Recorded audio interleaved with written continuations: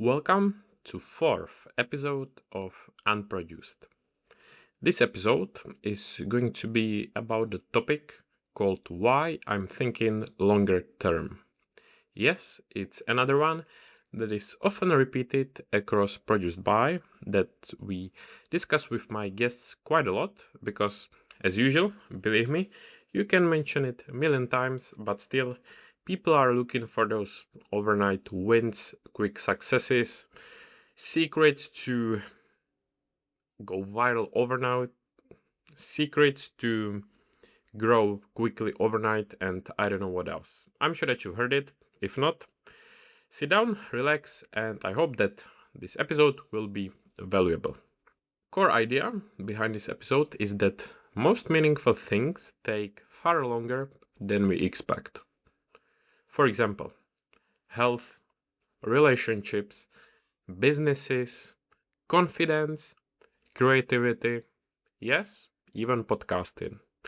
I could spend hours discussing podcasting because believe me, that's one of the topics that I think people believe that you record a few episodes, you grow quickly, you get large following, you even maybe get rich, which is the funny one.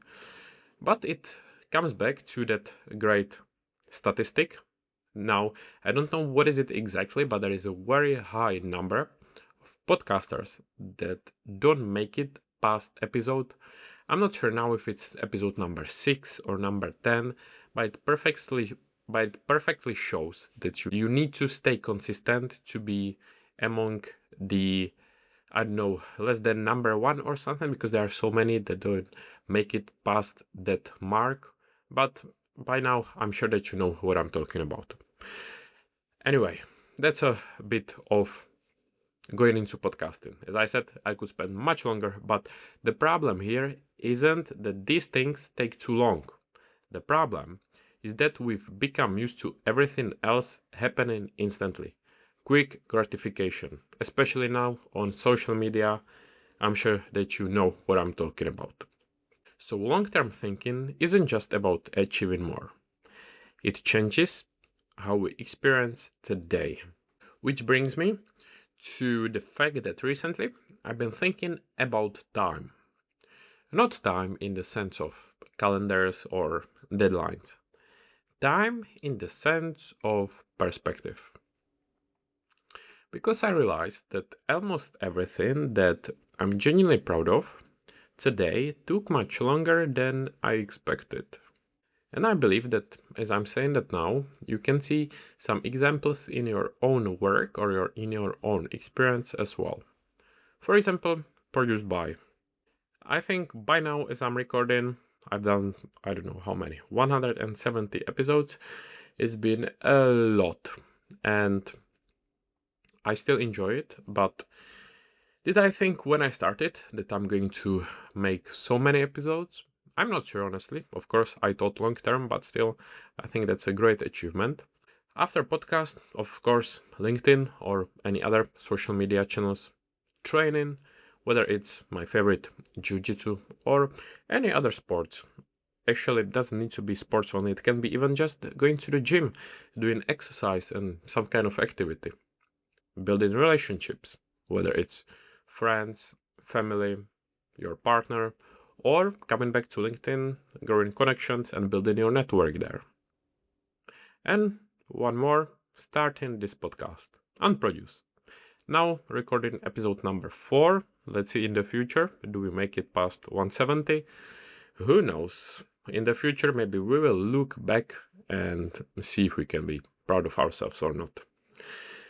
And none of these things happened because of one single breakthrough. But they happened because of hundreds of ordinary days. And that actually made me ask something. Have we forgotten how long meaningful things actually take? Because today almost everything happens immediately. Or believe me, that at least what it looks like online or on social media.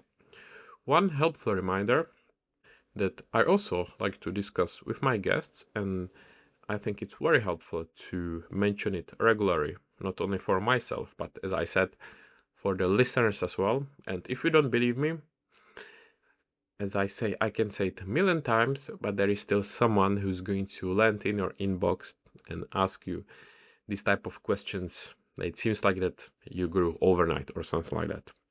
So I like to ask my guests the question when they started, how long they've been showing up, because it actually shows you the reality. It shows you what is it actually like. Anyway, as I said, it happened because of hundreds of ordinary days. And because today almost everything happens immediately, just look at some examples. Food, entertainment, information, AI, shopping, messages, just everything has become much faster. So it actually makes one wonder if we've accidentally started expecting life to work the same way. Here, let's look at some interesting observation. For example, modern life rewards speed, but life rewards patience. For example, technology has changed our expectations more than we realize. Again, looking at the example of AI, and who knows how it's going to help, and who knows how it's going to evolve, progress, etc. in the future. Convenience is wonderful, but it can quietly shorten our time horizon. So let's explore some questions. When did we actually become so impatient? And here I can share actually a lot of my own experience because I also feel often that I'm impatient because I want something to happen quickly, instantly, or just want faster results. Not necessarily now with building the brand online and these type of things, but I don't know, when you are working on something, when you want to build something, but that's why it's a helpful reminder that it just doesn't happen like that.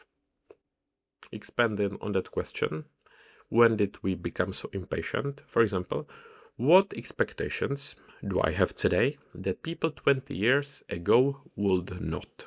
Let that sink in. So, should we explore some examples? Yes, waiting for podcast growth, wanting faster progress, expectations versus reality. And what is very helpful to remind ourselves is that you never see the whole picture online. Imagine you are starting on LinkedIn or other social media channels, maybe even Instagram. I think that's even worse when it comes to this example. You open it, and first post you see on a feed that algorithm serves you, someone like, I landed XYZ number of clients from this post, or I had a viral post when I posted this or that, or I don't know, I progressed in my career. I'm sure that you know where I'm going with this. You can imagine what I mean, which is that you never see the whole picture. For example, how long they've been showing up, how many failures are there behind the scenes, or actually if that is true at all. Remember, it's internet, you never know. But to wrap it up somehow, I think that maybe the biggest problem isn't that life is slow. Maybe it's that we've forgotten how long good things have always taken. Which actually brings me to the fact that we measure the wrong thing. Instead of measuring progress, we measure distance. I'm not there yet. I'm behind. I should be further ahead. Yes, those thoughts sound motivating, but over time they become exhausting. Here's an interesting observation. Comparison and ambition both shrink our time horizon. They make us focus on where we aren't instead of recognizing how far we've already come. And it's easy to compare yourself to someone who's way ahead. Again, you don't know what's behind it, what's the whole context, what's the background, and you may think that you are way behind. You feel like a failure.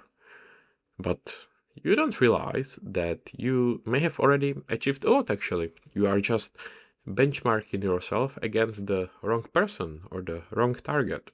So that is helpful reminder, I believe. Let's do a bit of reflecting. I think that maybe the progress isn't motivating because we are looking at the wrong direction. Instead of looking backwards, we keep looking forwards. What would happen if I compared myself only to last year's version of me? Yes, that's a good one. For myself as well. Now, as I'm saying this, as I'm recording, I'm thinking of that as well. How often do I acknowledge progress before chasing the next goal? Sometimes I think we forget to reward ourselves for what we've done already, for what we've achieved, for what we've built. Why do ambitious people struggle to celebrate wins? Again, you might be way ahead of someone else. You might think that you are a failure. You might not realize that you've already achieved a lot. And there might be actually someone who wishes that they were in your own position. Think about it.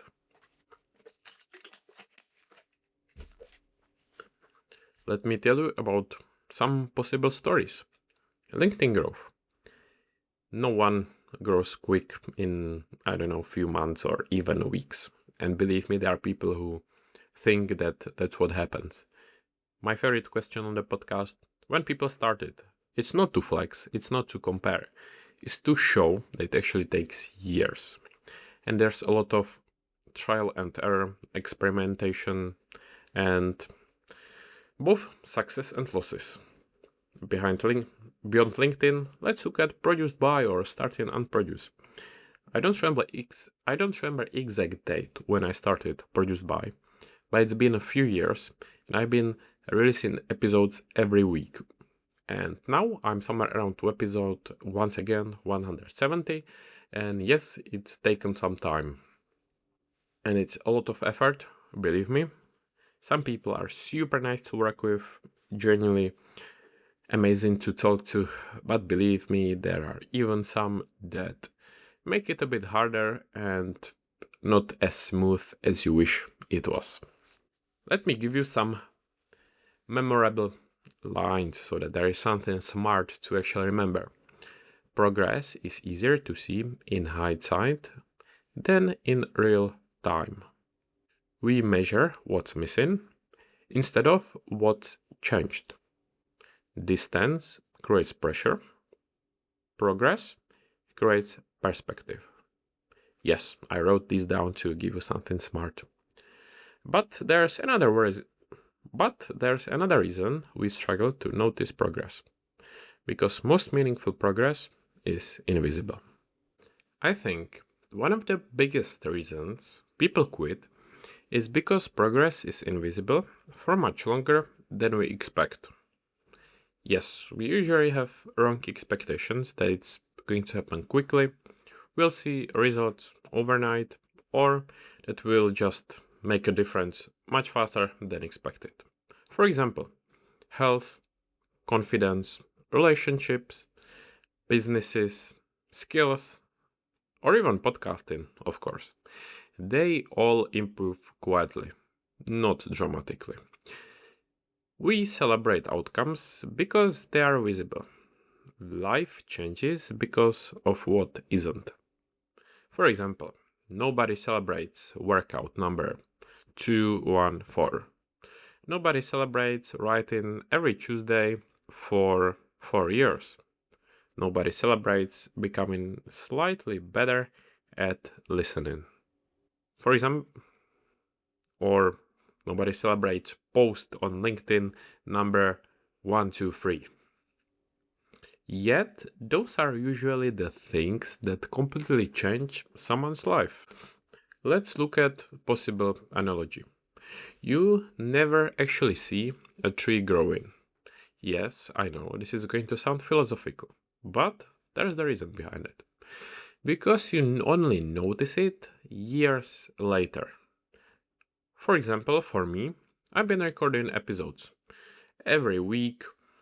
It took, I don't know, as I said, years, and it feels like one episode after another one. Of course, I enjoyed it.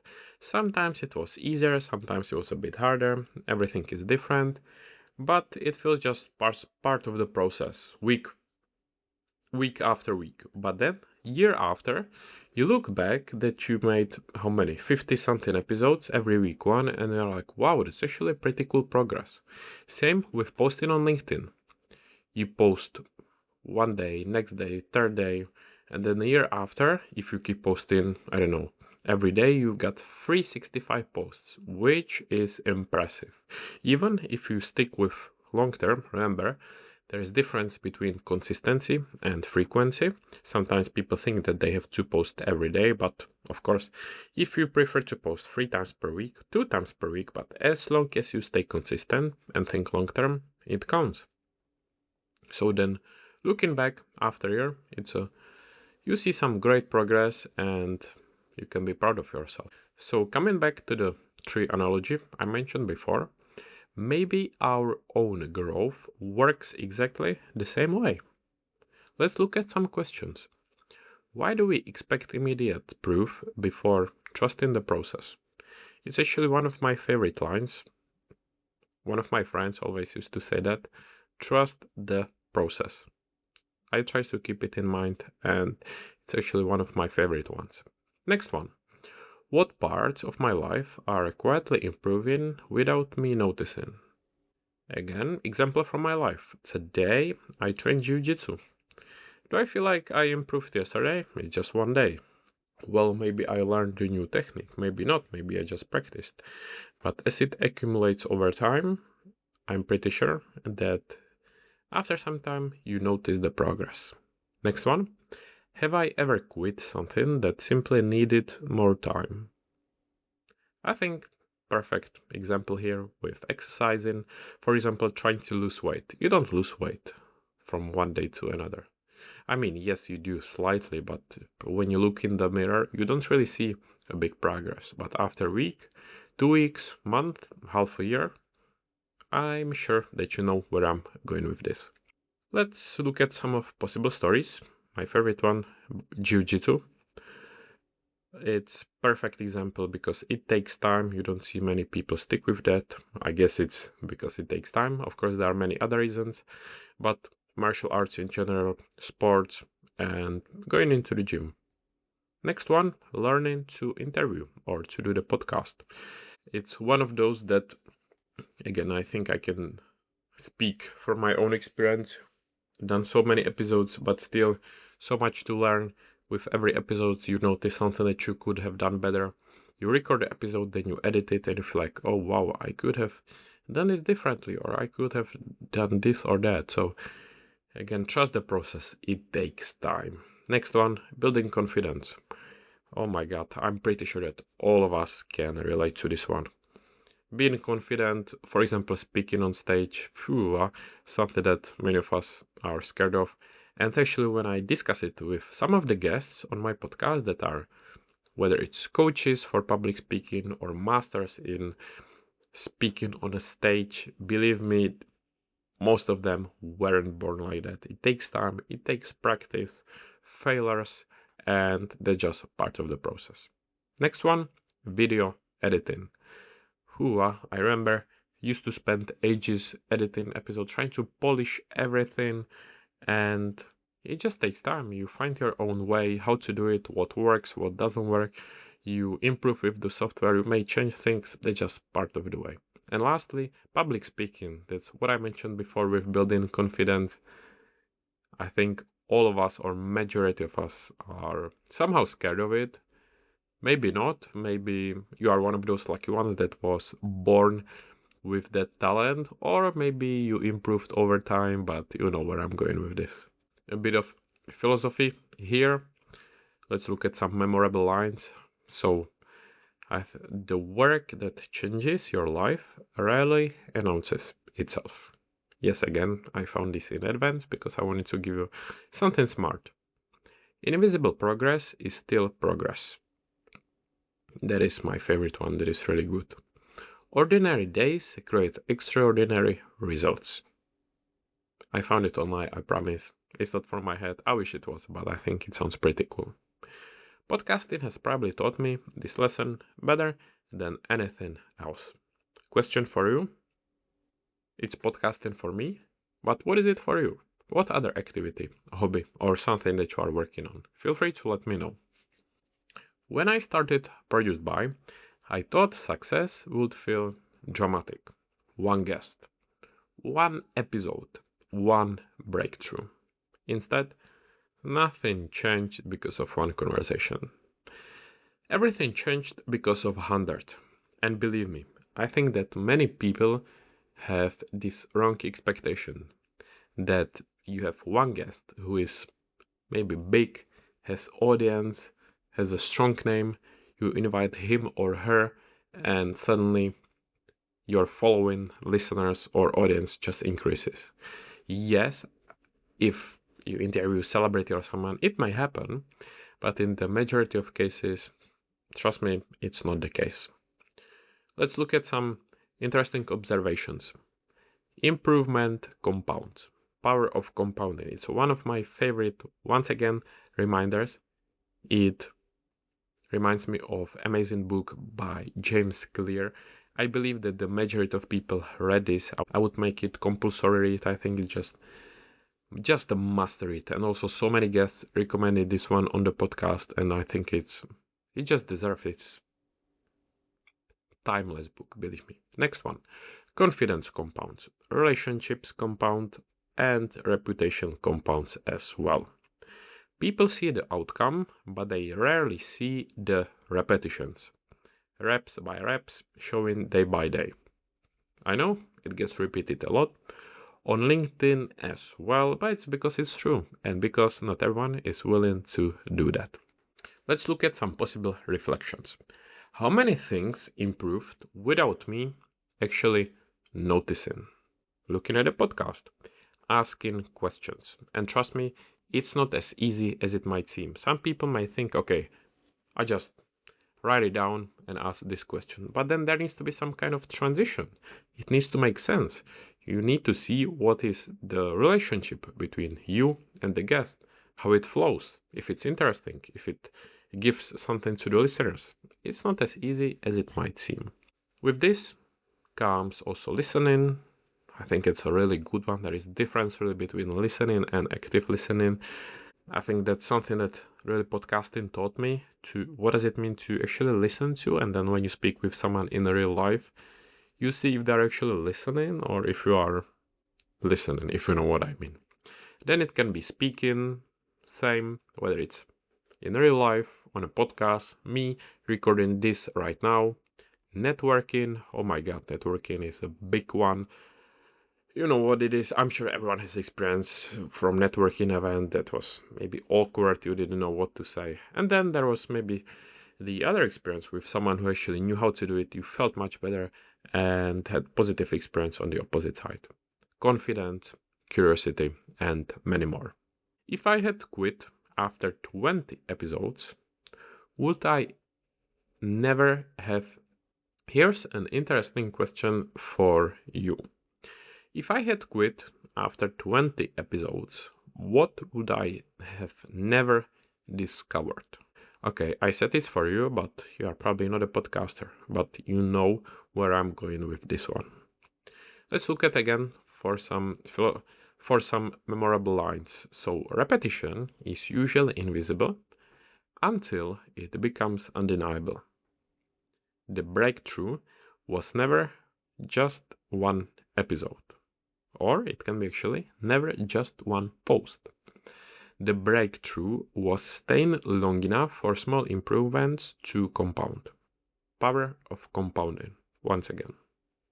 And strangely, health teaches exactly the same lesson. Speaking of health, I mentioned the injury of my ankle in the episode 1.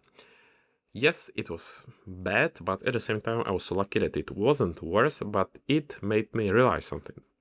Health doesn't usually change overnight. Oh yeah, I know, big realization, but hear me out. It changes through thousands of ordinary decisions.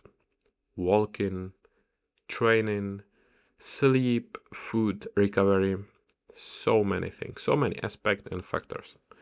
Nobody becomes healthy in just 1 week. I mentioned before, for example, losing weight. Nobody loses their health in 1 week. Most things change gradually. Like, for example, the food that you eat, the exercise. You don't get, I don't know, worsened health in such a short span of time, or on the opposite side, ideally, in such like improved health in such a short time either. Some questions. Why are we patient with nature but impatient with ourselves? That's a good one. Why do we expect our bodies to change faster than trees grow? It's really helpful to realize this because, as cliche as it may sound, we have only one health. And maybe those unfortunate moments like that injury I mentioned is something that helps you actually to realize that. Possible examples can be again the recovery, jiu-jitsu, strength training, consistency, or any of the sports that you might be doing. Some memorable lines: health compounds quietly. The body remembers what the mind forgets. Small decisions become big outcomes. Small decisions become big outcomes. As I'm saying this, it makes me think as well. The more I think about this, the more I realize long-term thinking doesn't just change results. It actually changes how we feel. One thing that I've noticed is this. Whenever I'm thinking short-term, I feel anxious because every setback feels huge. Every rejection feels personal. Every quit week feels like failure. But when I actually zoom out, everything changes. The work stays exactly the same, but only the timeline changes. So, some observations: urgency changes behavior, long-term thinking creates patience, patience creates consistency, and consistency creates confidence. But let's look at some counter-arguments. Long-term thinking doesn't mean becoming passive. It doesn't mean lowering your standard. It just means understanding that meaningful things require time. Yes, I know it's obvious, but I need to remind you, and I need to remind myself as well. Some questions for you. What would I do differently if I knew I couldn't fail over the next 10 years? I know this is a big one, but let's try to think about it. Next one. Which decisions only make sense when viewed over 5 years instead of 5 months? Let that sink in. And let's look at some memorable lines. The timeline changes everything. Think of days, weeks, months, years, 10 years. Calm comes from perspective. Long-term thinking isn't slower thinking. It's wiser thinking. Yes, I know I'm now trying to sound like some kind of philosopher, but really, I think these are very helpful, not only to listen to, but actually to think about. So, what am I actually trying to do differently? I'm trying to stop demanding immediate proof that I'm moving in the right direction. I'm trying to appreciate ordinary days a little more. It brings me back to my favorite one: enjoy the journey, have fun. I think that's what's the most important. To trust consistency a little more, to stop measuring my life week by week. Because when I look backwards, almost everything meaningful took longer than I expected. And strangely, I'm grateful it did. Those years weren't empty. They were changing me into the person capable of appreciating what I eventually built. And maybe that's what long-term thinking really is. Not just waiting, but trusting that today's extraordinary effort is quietly becoming tomorrow's extraordinary life. As I'm recording this is perfect example. It's episode number 4. Again, I started fairly recently. It was kind of spontaneous project or an idea. I enjoy it, but who knows where it goes in the future. Now it may feel like just episode number 4. But when I started a few weeks ago, it was episode number 1. Still, 4 is progress from number 1. Who knows, maybe when I record episode number 10, 20, even 50, I remember about this one. What was it like? Actually discussing that, speaking out loud, sharing these ideas with you. So who knows, maybe we'll look back, and I hope that it helps you to think about the things that you are working on as well. So, final question. 5 years from now, what decision do you hope you'll be grateful you made today? Thank you for listening.